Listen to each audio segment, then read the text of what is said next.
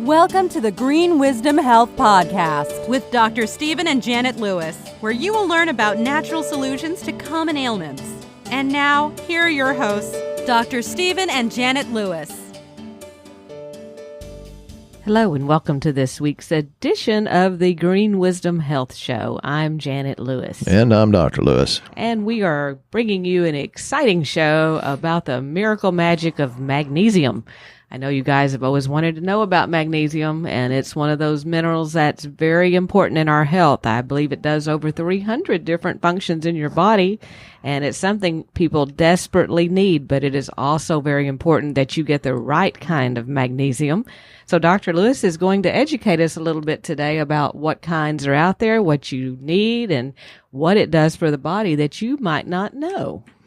Well, there are a lot of different kinds of magnesium, and I caution people to stay away from the types of supplements that have, phosphate, sulfate, oxide. Those are not really good forms of anything.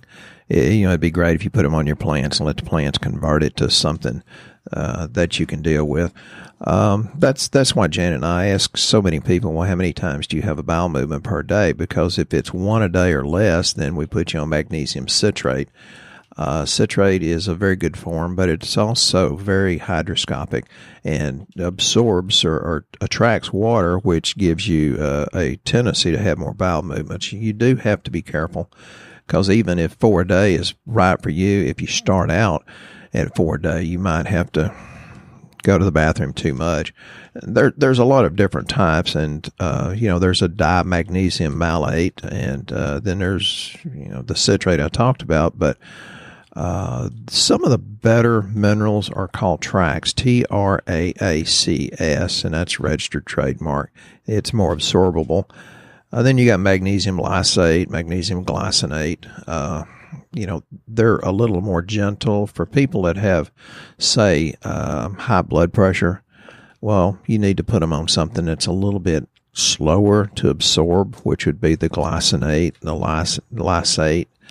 Malate would be good, or a combination of them. So I'm going to just, and me, I'm going to ramble.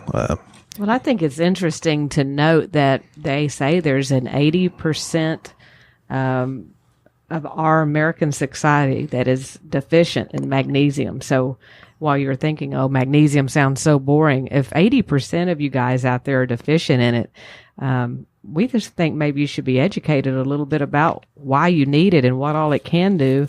And many times it can do things in place of many of the drugs that you're taking. And maybe something that you've just never thought of, or maybe you thought, hey, it gives me diarrhea, so I don't want to do that. So, maybe you could discuss a little bit about what forms of that do that, and what we give versus, what people are generally used to getting. Well, again, it depends on, how often you have bowel movements. And I always tell people this is complementary, not alternative. But I've had a lot of people that's like, well, if you take this and then your blood pressure begins to go down, then you need to talk to the physician that put you on the drugs to make any changes there. As far as in the foods, it's in dairy products, it's in fish, meat, and seafood. And I treat a lot of vegans, and they just really, they have trouble getting enough nutrition to make them healthy. Other sources of magnesium are like apples, apricots, avocados, and bananas. Now, bananas are known for their potassium, but they have a lot more magnesium too. And many of you have heard this story about my conversation with the organic farmer that said he feels great on my supplements and feels terrible without them. He says, but I eat totally organic. I said, yeah, but you still don't know if it's 1 part per million or 16,000 parts per million of magnesium, molybdenum, manganese, because you don't know where they're grown and how much they've lost during the transport of these foods. And it's really, in my opinion, pretty much impossible to get proper nutrition out of your food itself. And there's, I read a lot of books and I read massive amounts of research. And then there's research that's actually skewed, and it's not real research. It's just a con job. So you have to be able to discern that. And I actually pay a lot of money to go to seminars to help people that are more of a research scientist help me decide what's real and what's not. and pay a lot of money to do that too. So I hope y'all appreciate that I get knowledge from people that are more knowledgeable than me in certain areas. Actually, I usually quote the research that says the government said at one point that we were 94% deficient in magnesium, because 94 sounds a little bit more alarming than 80%. And again, you don't know if you're getting it or not. Even doing the RBC magnesium test, which is way, way more accurate than the serum, it is rare for somebody even taking magnesium to ever come to a point where it's on the high end of normal. It's really, really rare. So some of the reasons that I think you should try it,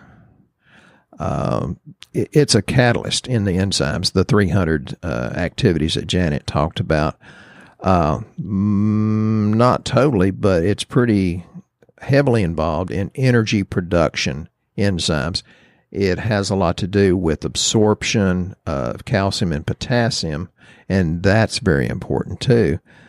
If you don't have enough magnesium, then you have like a nerve impulse that doesn't go as fast as it should. It interferes with nerve impulses, and that can cause irritability.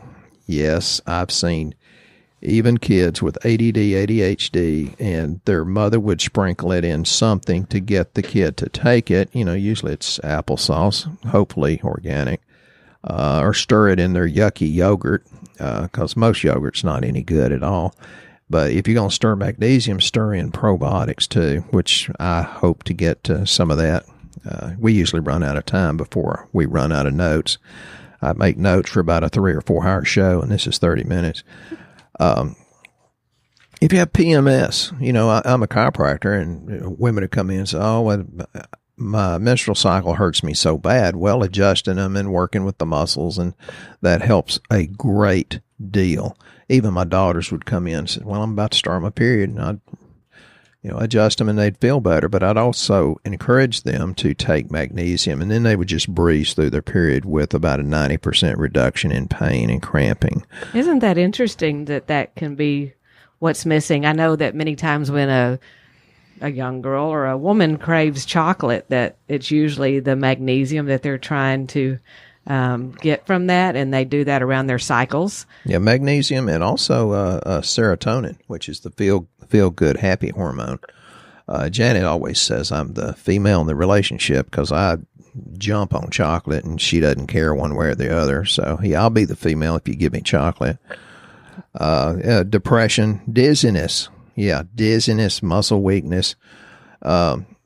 And although we're talking about magnesium, those people that are out in the hot sun and they get, an increase in vitamin D, plus they're trying to sweat and all that, one of the things that happens is you get the intracellular calcium that actually comes out into the bloodstream, and then that'll cause cramping and heat strokes and sometimes even death. And since we're all mineral deficient, people that are out there sweating sure needs to take a lot of different minerals. And I got too hot the other day out, messing with the RV, getting it ready for vacation. And I came in, I was shaking like crazy. And I told Janet, I said, I got overheated. She said, I wondered where you were.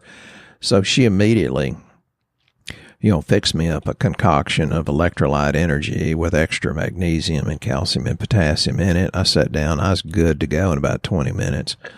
So minerals are extremely important because you're just not going to get enough out of your diet. I don't care if you do eat organic, it's just not enough. So PMS or dizziness or irritability, whether that's male or female, you might try magnesium. I personally like our reacted magnesium because it has so many different forms. I think that's better. Unless you're just really chronically constipated, then I'd go for magnesium citrate. I actually take some at night because it calms you down and takes a lot of the acidity out of the body, and you sleep more peacefully. It takes care of many people that have restless leg syndrome. It's just, it's missing, so you might as well just throw it in there. Yeah, I also think it's interesting that people that have AFib, isn't that one of the missing things for that is magnesium as well? In a lot of areas, I put them on magnesium immediately, tell them to go see a cardiologist, but usually, or many times, by the time they get to the cardiologist, the AFib's gone away. But there's a lot of other conditions that, can relate to that, so that's why a cardiologist should be involved. Magnesium, there's a lot of research that says it will dissolve calcium and phosphate kidney stones, and I see on Facebook all these people that put their woes on Facebook, and I'm thinking, well, I've got the answer, but I don't usually say anything because I'm not asked. We got a friend that's down there getting his kidney stones blasted today. Nothing like spending $2,000 or maybe $10,000 sometimes to get that done when you could have just taken magnesium and sometimes B6 and potassium to prevent it. That's an interesting topic because there's a lot of people that have kidney stones and they think that's just something they suffer with. So you're saying magnesium is actually a part of that? Well, there's different research. The quick answer to that is yes, that's what I'm saying. There's research that says activated B6 or P5P will help with that. And then there's research says that if you give them one pill of potassium citrate per day. So when people have it bad, they have kidney stones. I said, well, see a kidney specialist, of course, but I put them on everything, the P5P, the proper form of magnesium, and the potassium. And one of the big hints is if you have calcium oxalate stones in your urine, it's like, well, you're very, very likely to form kidney stones if you don't have them already. And you know this how? Calcium oxalate in crystals in the urine. And how do you see that? You got to do lab, gas. And I talked to a jillion people yesterday, and I have about that many to talk to today. And you can't really piecemeal it and halfway do it. One woman said, well, I'm doing this person's because they said this, and I'm doing this other person's vitamins here, and I want your opinion. And it's like, it goes back to the old adage of too many cooks spoil the soup. She won't get as good of results as somebody that says, hey, just do my lab work and tell me what to get on. And I had a man yesterday, he's 81. He says, I'll just do whatever you say. He's like, hey, whatever. And he actually is a suck up. He said, is that Janet out there? Is that your daughter? He's like, yeah, well, you need a new eye doctor. But he was actually flirting with Janet because she does look a lot younger because she takes a lot of supplements. So I believe you just took my compliment away with an eye doctor. I think his eyes were perfect. I'm sorry, honey. I was wrong. Yeah. He was messing with me. But, the thing about magnesium, and I talked to a pregnant lady yesterday, and she's going to go ahead and get her lab work and get something done. But there's a study that's published in the Journal of the American Medical Association said there's a 70% lower incidence of mental retardation in children of mothers who take magnesium supplements during pregnancy. You can reduce the incidence of mental retardation 70% by taking magnesium. Of course, there's other things you need to take. The incidence of cerebral palsy was 90% lower with magnesium supplements. And again, don't take magnesium oxide. That's not a good form at all. One form I have not talked about, and probably should because Janet puts it in my drink. Thank God she loves me enough to throw stuff in. I generally don't know what she throws in it. But there's a patented magnesium called magnesium L-threonate. And that's very, very important because it's the only one that they know for a fact can cross the blood-brain barrier. And if it crosses the blood-brain barrier, what does it do? Binds with mercury and aluminum, which is very, very common toxins that are injected into us willingly. But I won't get into that. Aluminum and mercury are massive, massive pollutants, and we get it all over the place. So you need to throw in the certain minerals that will bind with the toxic metals and make you healthier. And this magnesium threonate, Janet, I don't think she worries about anything but my brain function and my heart. So I get a dose of that every day, maybe more than that. I don't know. So it's very, very important. And I read a study one time said low magnesium levels makes almost all diseases worse. And I'm headed in a direction there. It's called diabetes, or as Wilford Brimley would say with his beautiful mustache. I'm jealous because mine's not that pretty. He said diabetes. So you know it has a lot to do with how well that functions, and I've got some notes over there Janet may get into, but even though you're trying to get it through your food, you might really and truly want to supplement. I'd be afraid not to. I've had patients over the years that says, well, now that you have me on magnesium, I don't need to be adjusted nearly as much. One person says, Doc, you're going to run yourself out of business. And I said, good, I'll go fishing. I don't care. If you're that healthy, great.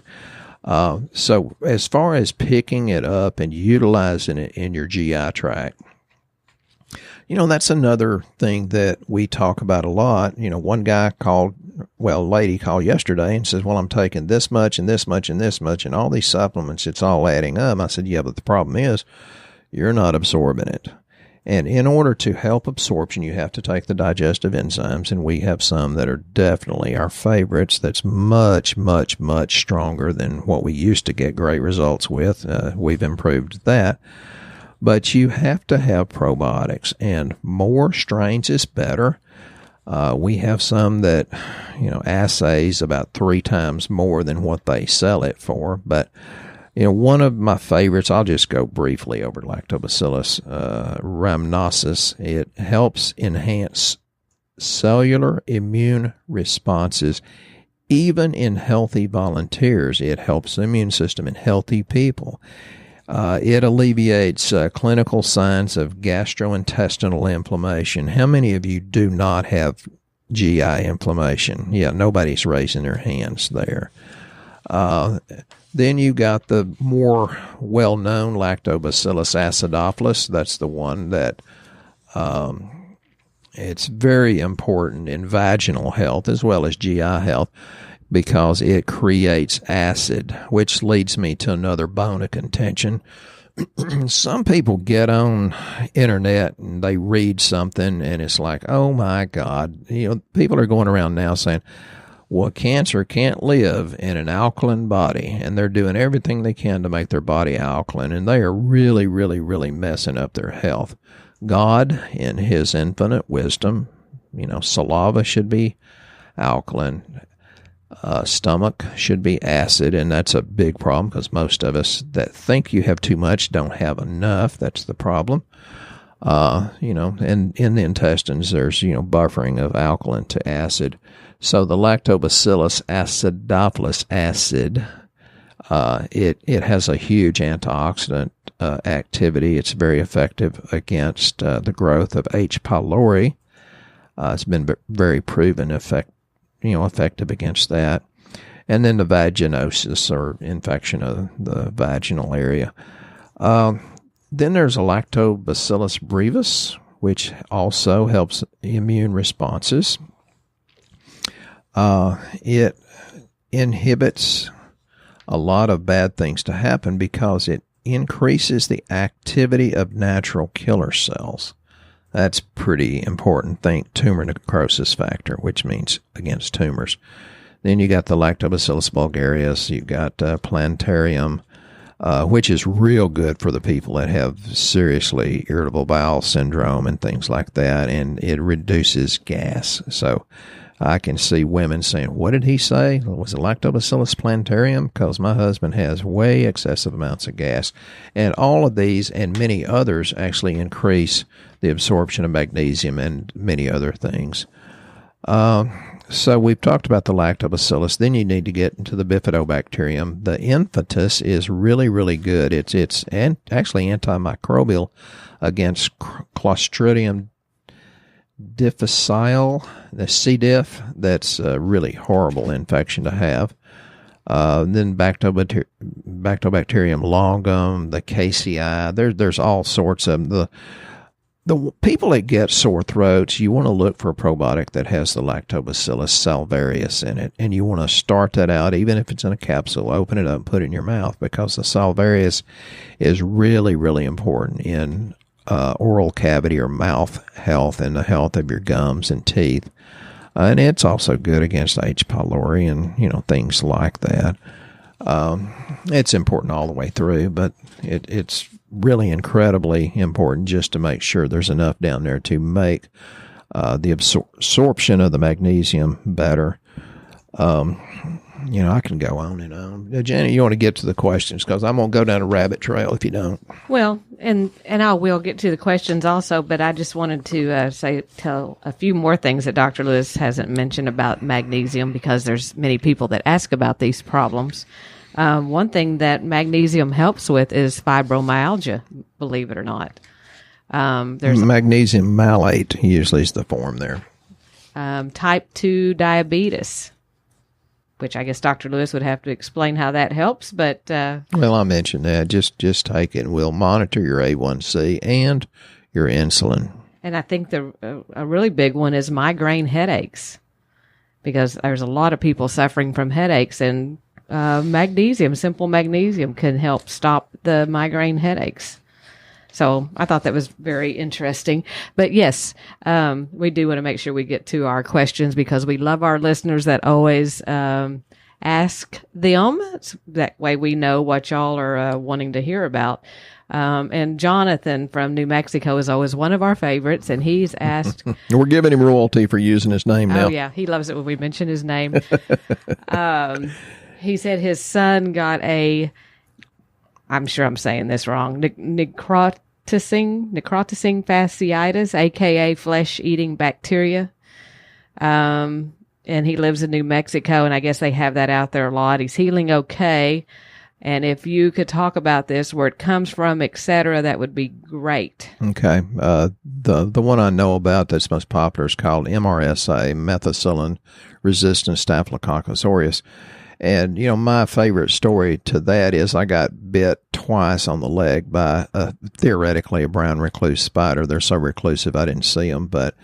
And me being the brilliant man I am, I waited 5 days until I couldn't walk before I went in to see the doctor. I love our medical doctors because they saved my leg.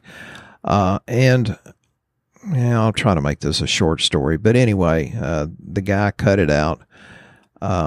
And they came in, they had swabbed the area and they swabbed my nose, and then they sent in another surgeon. He squeezed it and sniffed it and said, "Is that sore?" I said, "No."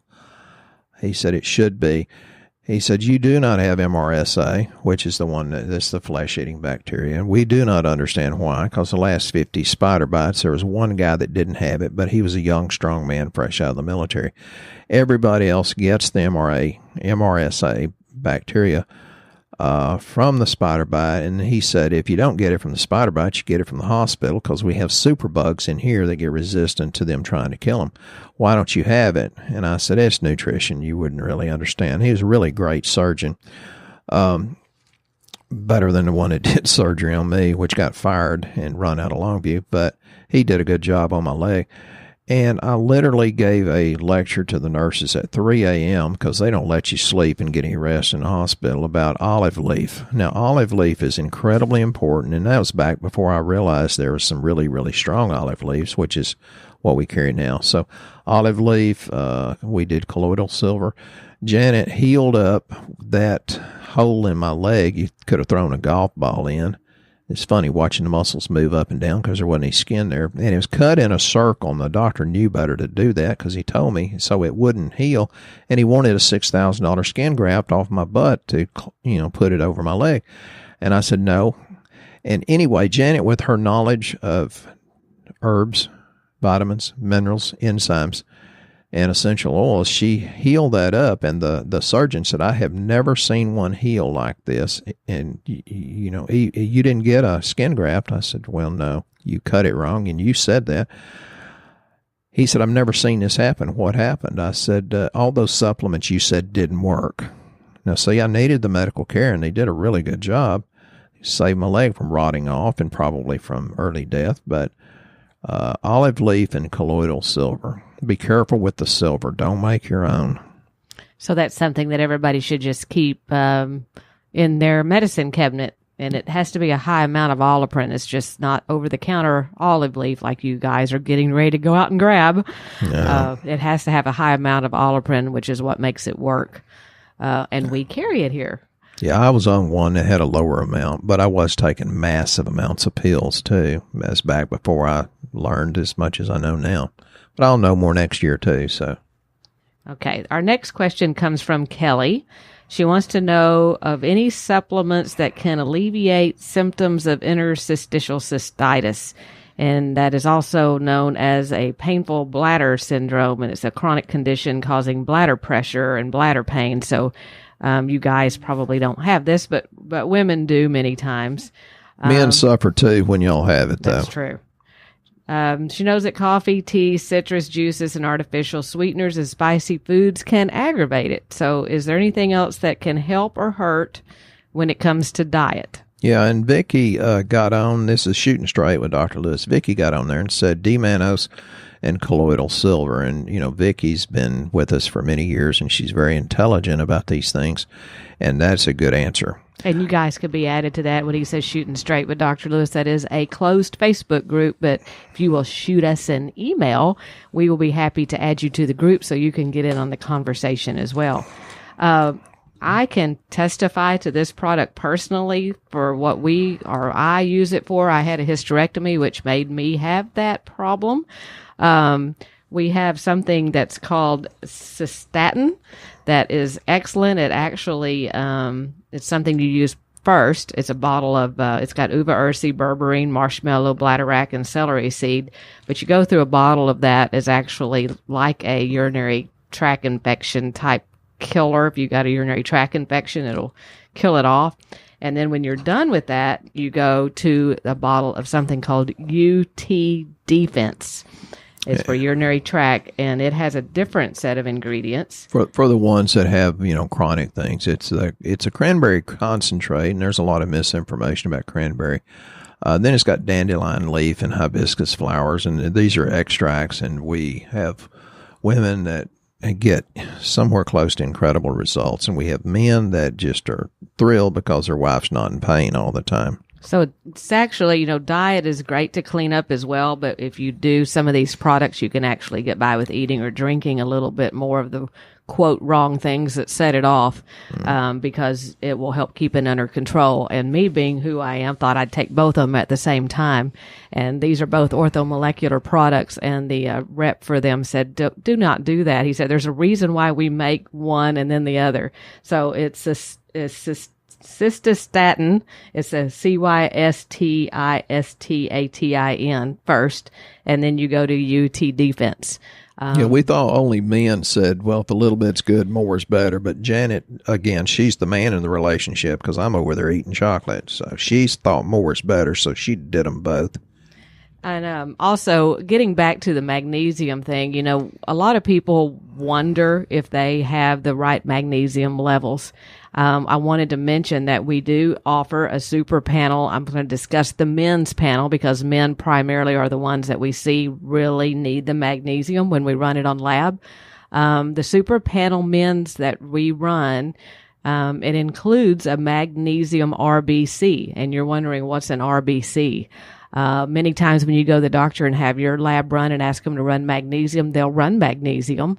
But it's not actually what's getting in on a cell level. It's just what's out in the bloodstream. And the RBC one that we run is actually a spun magnesium, where they actually see how much magnesium you're getting on a cell level. In the red blood cells itself. And there's early signs of magnesium deficiency to keep an eye out for if you're deficient in it, like loss of appetite and headaches and nausea and vomiting, fatigue and weakness.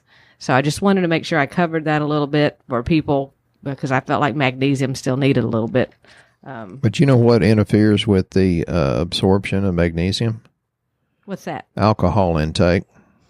Ah, really? It blocks it, or you just don't? It just eats it up. Well, actually, a little bit of both. But the use of diuretics, diarrhea, presence of fluoride. These people said, "Oh, this water out of the tap's good." Well, you're getting enough fluoride in there. You have to greatly increase your magnesium level. And those of us, including me, that take high levels of zinc for our prostate and immune system, need magnesium. When I give a single mineral, I tell people it's better to take the reacted multimin, which is the multi-minerals, for balance. It's really better that way. And I know certain medications can also eat up your magnesium in the body. So they're treating you with antibiotics and diuretics, and that actually helps you lose your magnesium. So it's very important that you supplement with that if you're on any of those medications, because you need that for your heart, because your heart will sometimes cramp too. If your leg muscles are cramping at night, like Dr. Lewis mentioned, you just have to remember that your heart is also a muscle and it can cramp the same way. Yeah, so, I'd like to thank you for the ones that shared this, and there's a lot of that going on. We have an incredible influx of people, so if you want to get our care, better jump on the train. But I would like for you, please, to let us know, is this helpful that we're talking about one thing, and I'm not going down through too many rabbit trails. I'd really like your feedback, positive or negative. I will listen to it. So we would ask that you always be blessed with laughter on your lips and joy in your eyes. Hope you guys have a great rest of your week, and we'll be here next time on the Green Wisdom Health Show. Once again, our show has come to an end, but your hope in your health is only beginning. If you or a loved one are in need of a different outcome and are waiting for a brighter future, take the first step and go to our website and fill out the health survey. Please don't keep us a secret. If you know someone that could benefit from this podcast, please share this show with your friends and family. You are only one step away from a life worth living.